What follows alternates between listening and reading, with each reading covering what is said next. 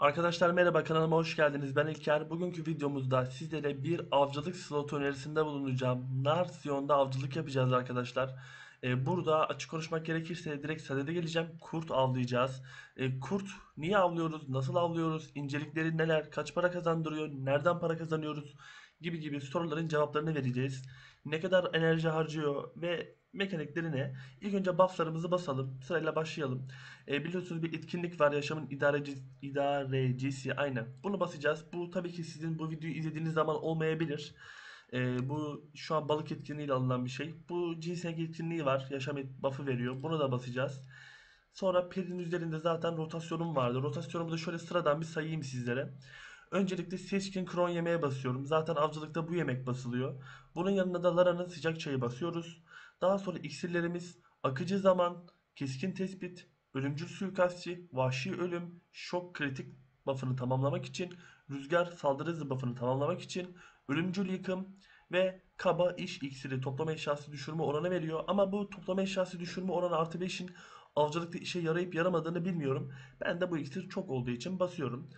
Yanına çabukluk parfümü basıyorum. X buff almak için ağırlık limiti de veriyor, işte idare eder. Şu etkinlik var, GM kutsaması, biliyorsunuz oyun bakıma girdiği zaman aniden bize bir kutsama kutusu geliyor. İçerisinden çıkıyor. Bir tane kalmış zaten, onu da basıyoruz. Bir tane %150 yaşam SC'si basıyorum. Günlük YY meydan okumaya gelen SC'ler var ya, 50'lik. Şu 50'lik olanlar. Bunların 3 tanesini basit kimyayla %100'e dönüştürebiliyorum. Bir tane de Florin basıyorum. Geovin basmıyorum. Florin basıyorum sadece. Peki bu slotta yaptığım kaç master'de dönüyorum? Ortalama 1750 ile döneceğim arkadaşlar. Ben de çünkü TET avcılık kostümü var. Penne'ye yok. Hani alacak param mı yok? Aslında alırdım. Ki zaten 38 B var. Üstüne biraz daha kassam alabilirim. Sıkıntılı bir para değil. Sadece avcılığı çok yoğun yapmıyorum. Canım sıkılınca, slottan soyunca yapıyorum. Biliyorsunuz bir iki gün slot videosu atıyorum. Bir de o slotları dönerken 10 saatten aşağı dönmüyorum ki size bütün mekaniklerini, bütün gelirlerini net olarak ifade etmek için. O yüzden sıkıldım. Agresim birikti. Bir slot döneceğim. Ama öncelikle avcılık videosuna bir atalım. Şimdi bufflarımızı bir basalım. Şuna tıkladığımız zaman bufflarımız takır takır basılacak şimdi. Petlerimiz açık. Burada yaptığım bir durum var arkadaşlar. Şimdi şu avcılık yaparken yıkım ruh taşı kullanıyoruz. Çünkü buradaki saldırı hızı bizim işimize yarıyor. Slota tüfekte daha hızlı vurmamızı olarak tanıyor. Ama şunu yapabiliyoruz. Trent'i tak, Y'ye bas. Trent'in buff'ını aldın. %30 yaşam exp aldın ya. Tak yıkımı. Yıkımı da basacağız. Y'ye bastık, yıkım da eklendi. Hem saldırı hızını hem de yaşam buff'ını almış olduk bu sayede. Bunu da şöyle açalım. Burada eserimiz var. Eserimizde kullandığımız kombinasyon etkisi köpek dişi. Köpek dişi kombinasyon etkisi bize kritik vuruş oranı, avcılık becerisi, saldırı hızı ve kritik vuruş oranı veriyor. Kristallerimiz canlılık kristali tamamıyla. 140 Garmont yok, çıkardım silahtan. 140 yaşam becerisi almış oluyoruz. Bir de avcılık masterizimize bakalım şöyle tam olarak bir. Şu an 1802 ile dönüyoruz etkinlik olduğu için. Biliyorsunuz etkinlik veriyor bize buff'ı. Silahımızı takıyoruz. Şarjörümüzü yeniliyoruz. Mermi burada. Guru üzerinde olduğum için bende 4 tane mermi oluyor. Tabi siz guru değilseniz 3 mermi olacak. Slotun ortasına geliyoruz. Slot üstümüzde koşacağız zaman bakın yaratıkların üzerinde bir ünlem işareti çıkıyor. Ve kafamıza doğru koşmaya başlıyorlar. Normalde şöyle bir ayrıntı var arkadaşlar.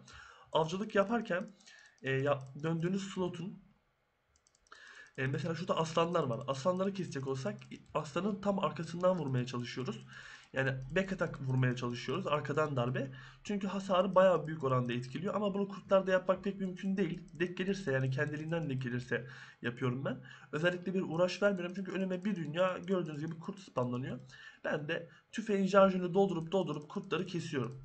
Yaptığım mekaniklerden birisi bu. Sonra olduğum yerde respawnlamaya başlıyorum. Ve droplar gelmeye başlıyor gördüğünüz gibi.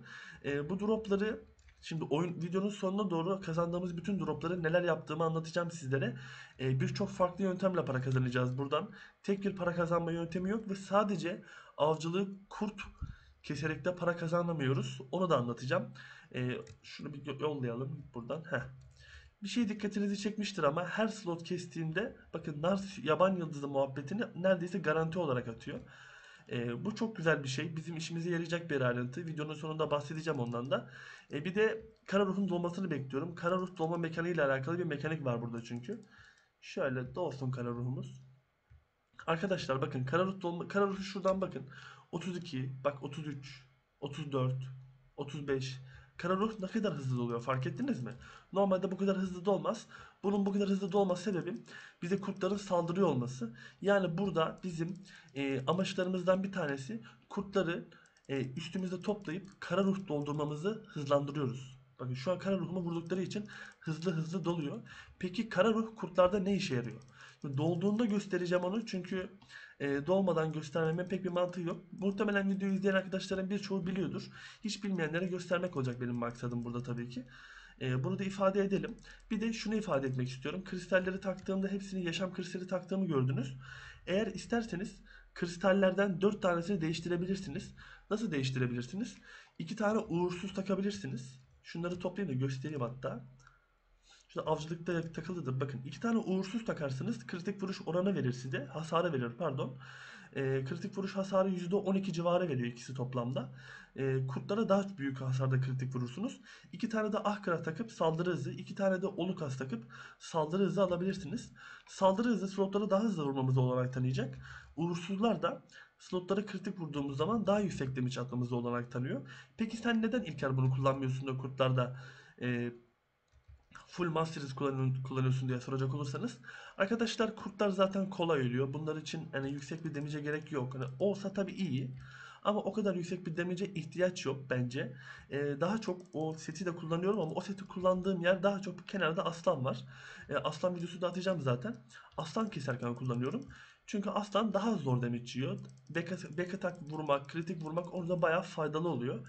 Daha zor ölüyor. Tek tek kesiyoruz zaten aslanı. O yüzden orada onu kullanıyorum.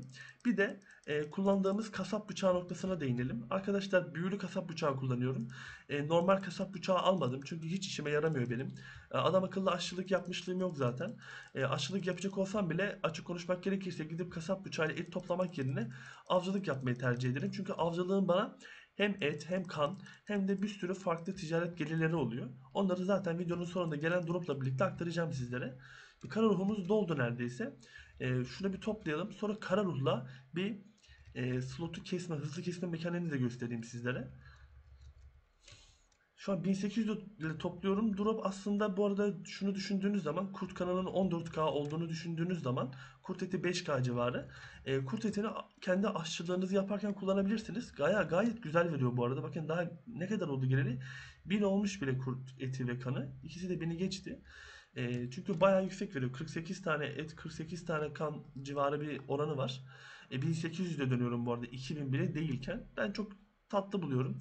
Şimdi kara ruhta oldu. Slotun ortasına geldik. Bütün slotları agresif zaten. Yanına geldiğimiz zaman hepsinin üzerinde bir soru işareti yanıyor.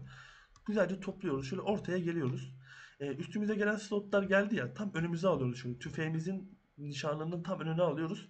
Ve F'ye basıyoruz şöyle. Bakın F'ye basınca ne oldu? Yarısından çoğunun canı çok büyük oranda gitti. Tek atımlık kıvama geldiler. Kurtların birçoğu ölmüş bulundu. Aslında mesele bu arkadaşlar. Kara ruh doldukça bakın daha kara ruhu yeni attım. %15 doldu bile. Burada kara ruhla e, kurtları kesmek çok büyük önem arz ediyor. Bu noktada kara ruh muhabbetini şimdi duyunca aklınıza şunlar gelmiştir. Peki acaba eserlerimize kara ruh geliştirme, kara ruhun öfkesi geliştirme eseri taksak falan word olur mu diye düşünüyor olabilirsiniz. Fena değil. Takılabilir mi? Takılabilir. 2000'i geçiyorsan eser çıktığında bile kara ruh eserini taktığında 2000'i geçiyorsan oradan kara ruh eserini takarak bu buff'ı alıp biraz daha kara ruhun enerjisini daha verimli kullanabilirsiniz arkadaşlar. Bunu da bu şekilde ifade etmiş olalım. Bir farklı ayrıntımız daha var. O ayrıntımız nedir? Şimdi ne diyecektim? Unuttum ya.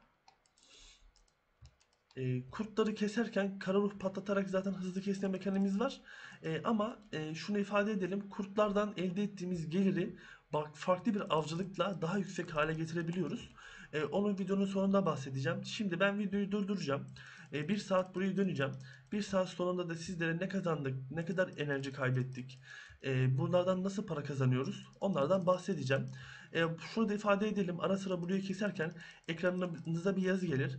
İşte Narçio'nun enerjisi bilmem ne bilmem ne oluyor gibi bir yazı gelir. O yazı geldiği zaman bilin ki bu kestiğiniz kurtların bossları geliyor demektir. O bossları kesebilirsiniz. İçerisinden çok farklı bir drop atmıyor. Daha çok et ve kan atıyor. Bu et ve kan drop'unu artmış oluyor. Azıcık, o kadar da çok değil. Ben çok verimli bulmuyorum ama zaten mecbur kesmek zorunda kalıyorsunuz. Üstünüze koşuyor çünkü. Onu da ifade etmiş bulunalım. Bir yandan da videoyu durdurayım. Bir saat sonra tam bir saat döneceğim. Üzerindeki bufflardan takip edeceğim onu da. Bir saat sonra görüşelim. Sizlere ne kazandık, ne kaybettik onları aktarmış bulunuruz. Videoda mıyız? Aynen. Arkadaşlar bir saat döndük. Dropları aldık. Şimdi burada yemekte 48 dakika kaldığına bakmayın. Tam bir saat 5 dakika döndüm. Biliyorsunuz 5 dakika kayıt süre olduğu için dönüyorum. Bir de yemek döndükten sonra bir tuvalete falan gittim. Acil bir durumdu. O yüzden 48 dakikaya aldanmayın. Bir saatlik drop şu an tamamen envanterimde. Buradan peki ne kadar para kazandık? Şimdi onun hesabına düşeceğiz. Öncelikle ben size basit hesapları yapacağım. Hani net hesapları yapacağım. Ondan sonra da para kazandığımız diğer yöntemlerden bahsedeceğim.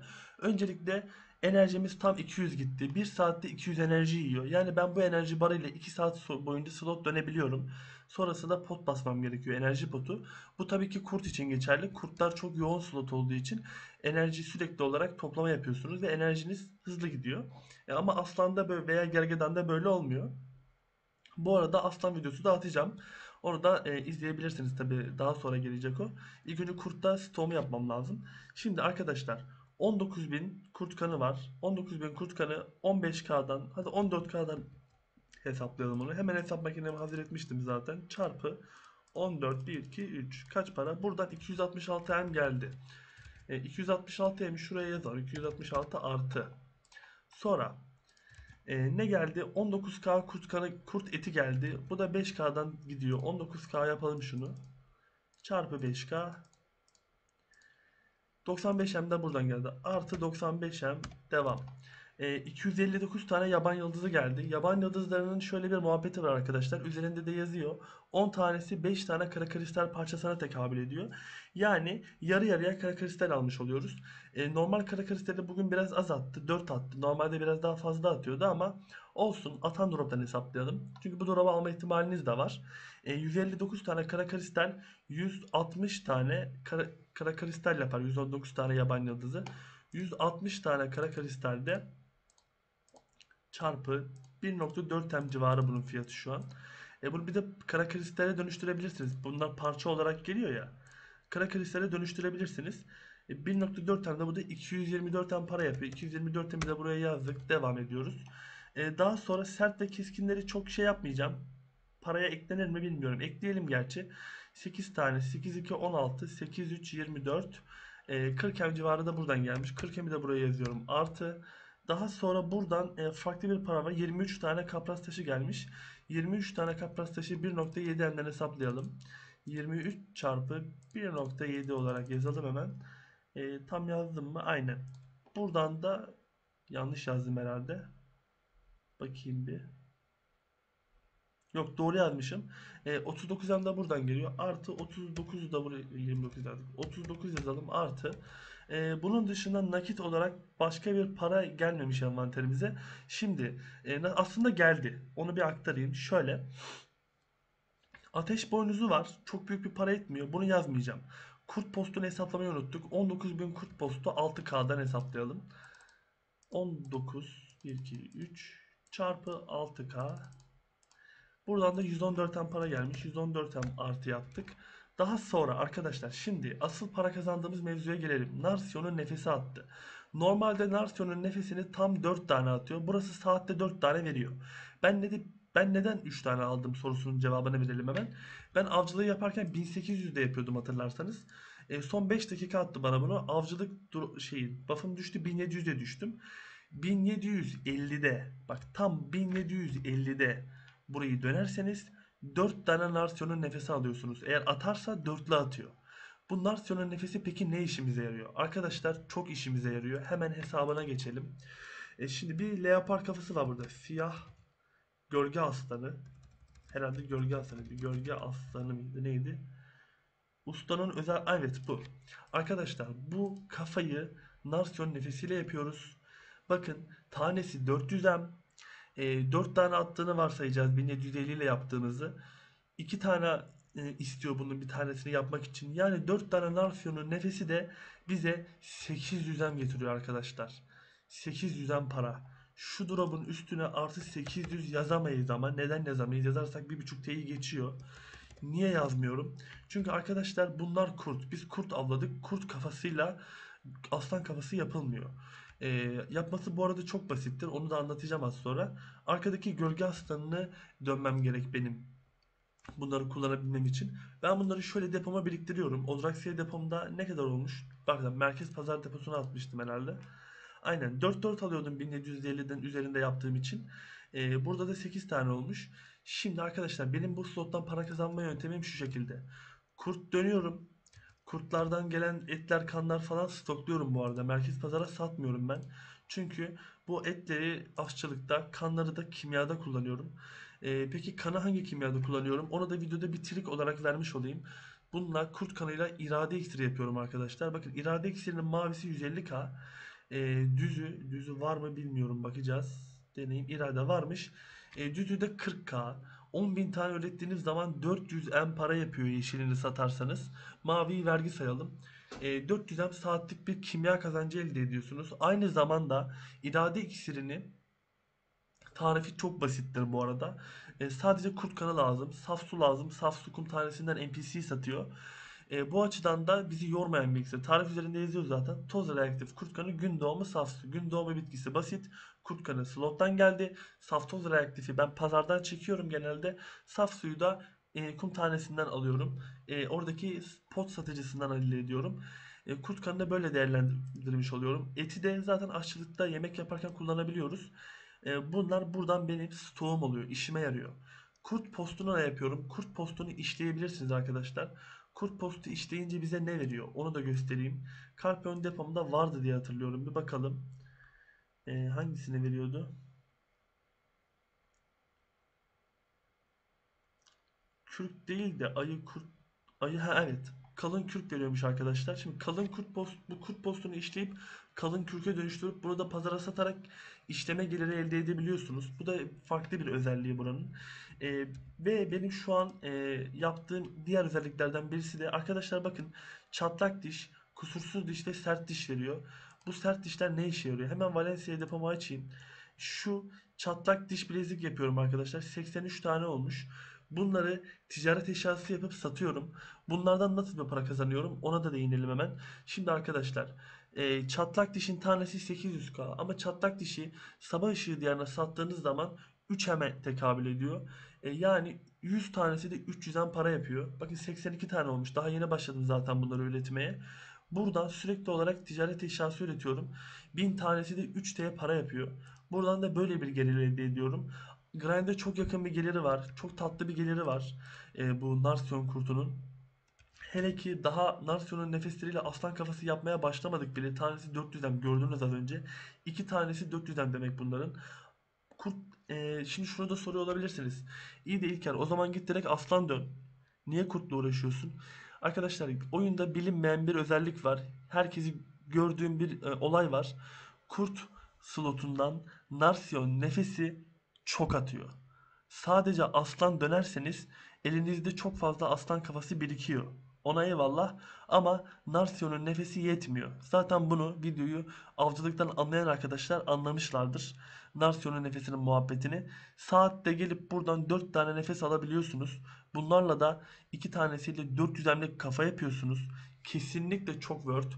Yani kafa yapacağım, aslan kafası yapıp pazara satacağım dediğiniz noktada kesinlikle ve kesinlikle kurt slotu döneceksiniz arkadaşlar ilk önce. Biraz nefes farmlayacaksınız. Ben zaten nefes farmladıktan sonra 30-40 tane nefes yaptıktan sonra aslan farmına geçeceğim.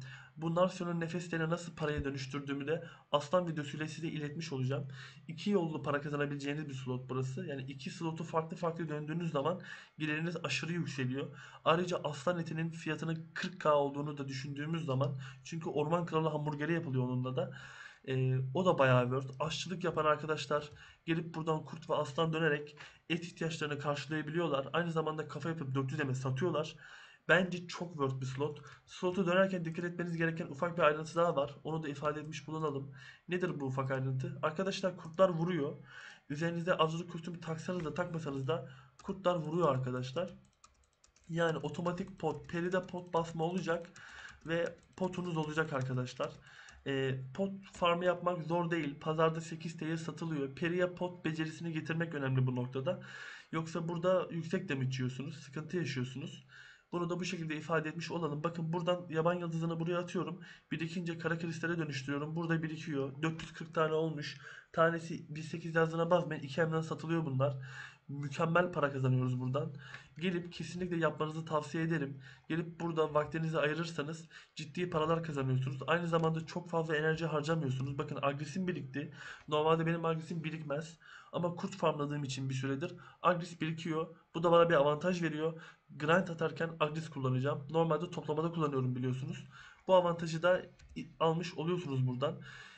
Bunun dışında farklı söyleyeceğimiz bir şey kalmadı. Bir şey daha ifade etmek isterim. Bakın Manos avcı elbisesi takıyorum. Kostümde de avcı kostümüm var.